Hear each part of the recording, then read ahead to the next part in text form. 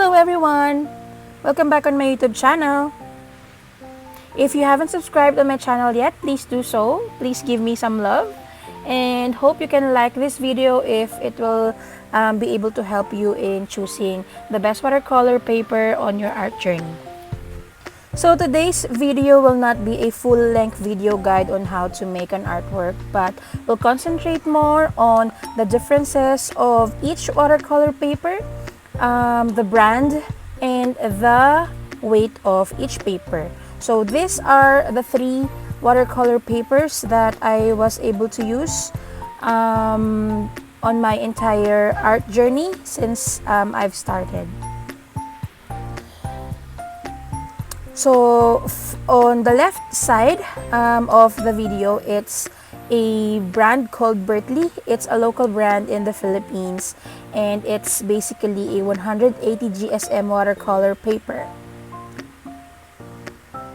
And then for the next watercolor paper in the middle and the whitest among all the three papers here is the Canson watercolor pad. It's in 200 GSM. I bought it in a bookstore here in the Philippines as well. And the third one is an Arches watercolor paper. It's in 300 GSM. So basically, we'll be discussing the differences of this watercolor paper and how it reacts on the watercolor bleed technique and wet on wet technique.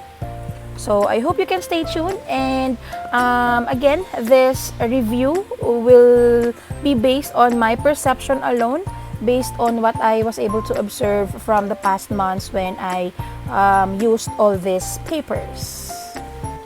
So now I will only be using one brush throughout the entire video. I'll be using an Aquafine mop brush from Daler Rowney. It's in size 4. And I'll also be using these watercolor tubes from Montmartre. We'll be using Crimson Red, Sap Green, and Green Deep. So I'll just be painting a basic watercolor flower.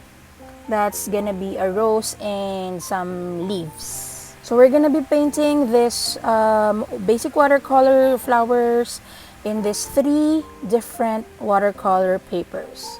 From Berkeley, 180 GSM, Canson 200 GSM, and Arches 300 GSM. So let me just put some paints on my palette. Crimson Red, and then I'm pouring some Sap Green, and then I'll be pouring some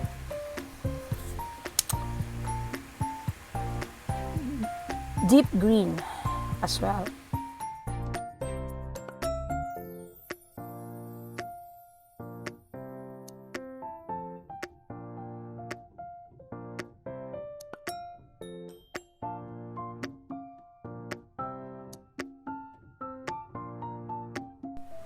So now I am just cleaning my brush and prepping it. I'm just dabbing it on a clean water, and we're gonna be painting and trying these three watercolor papers. While prepping my brush, when I started back in 2018 in my watercolor journey, I started in a local brand. It's Berkeley, and it's basically 180 GSM, and I was so happy about the result. But then I transitioned from 180 GSM to Canson at 200 GSM, and I noticed the big difference of both paper. And it's fun that Canson paper are basically white, and while the Berkeley is kind of like a yellowish shade of paper. Arches is kind of like a yellowish as well. So now I'm just painting the basic strokes for the watercolor rose. So what I'll be painting is a loose watercolor roses, and now I'm trying the wet on wet technique. And as you can see, there are some water blobs formulating on my flower. Now I'm trying to add darker red. I'm trying to do the watercolor bleed. It's pretty decent.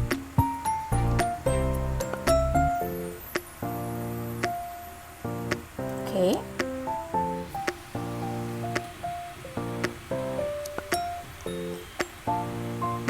Still trying to add more colors for it to be more darker.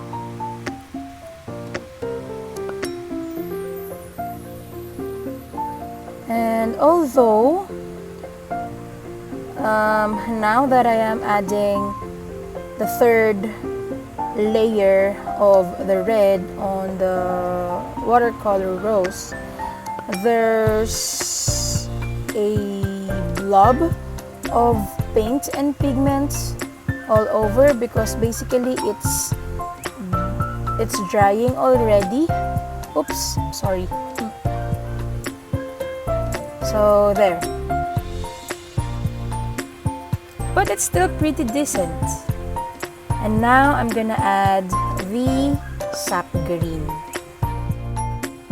And what I want to achieve on these leaves, I want it to be like merging and blending on the color red. So as you can see on the video, since it's still wet, the flower, the red flower is still wet, I was able to achieve the blend that I wanted to see. So here you go.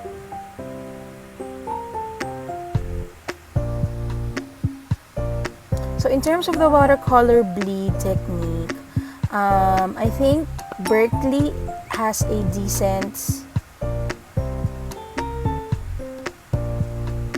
effect on that.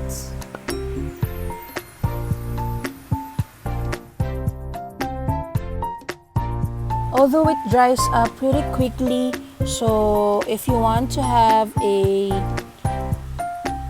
smooth blended effects of the watercolors, you have to act faster than the usual because it tends to dry quickly.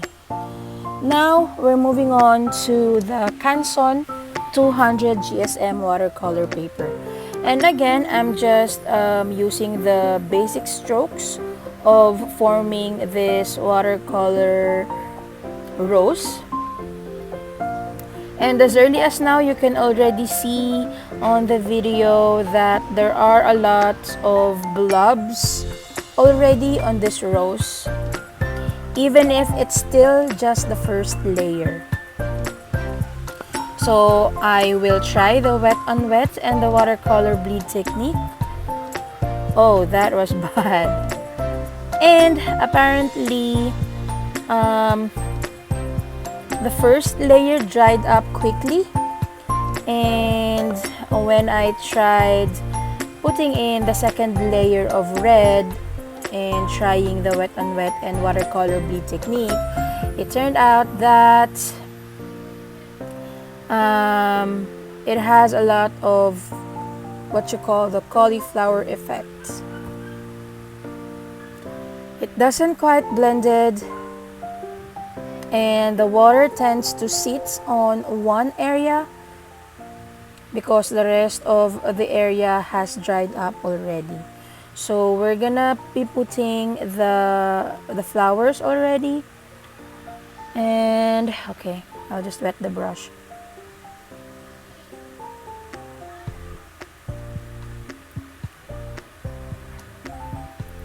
Okay, so Canson is a bit smooth than the Berkeley.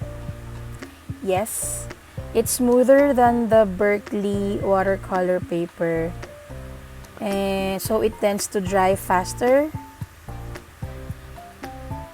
But as you can see, the color are more vibrant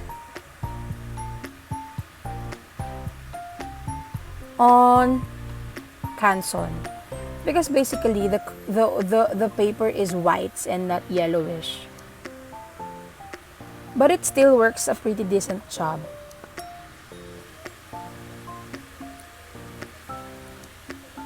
And now we're transitioning to the Arches 300 GSM. I'm doing the basic strokes again for the roses. And I'm adding water. And as you can see, the blobs that are forming,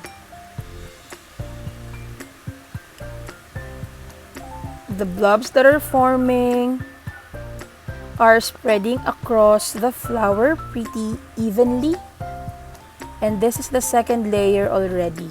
So I'm using the wet on wet technique and the watercolor bleed technique.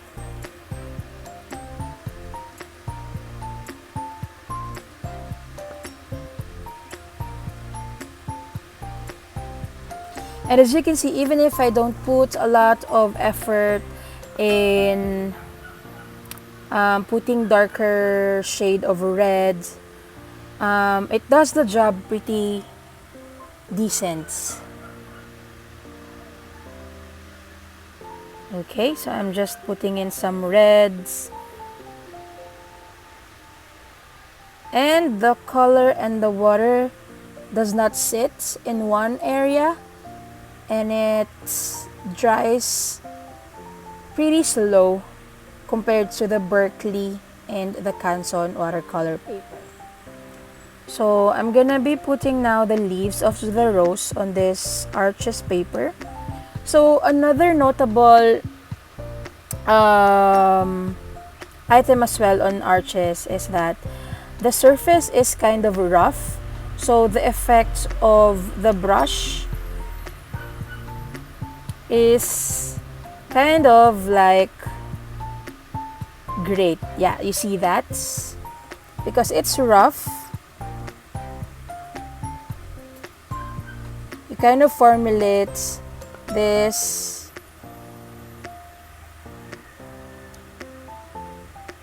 effect on the watercolor leaves.